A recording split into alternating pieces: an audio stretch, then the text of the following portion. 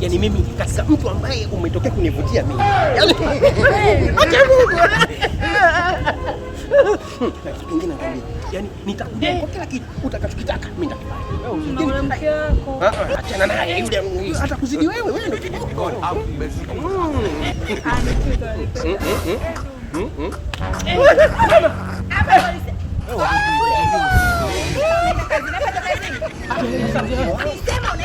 Hapa ndio ofisini? Mke wangu sikia. Nakuuliza. Mama yangu. Sema unaenda kazini.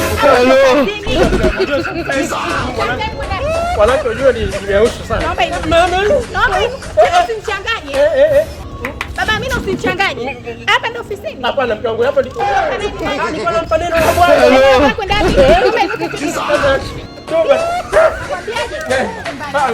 Usifanye hivyo mke wangu.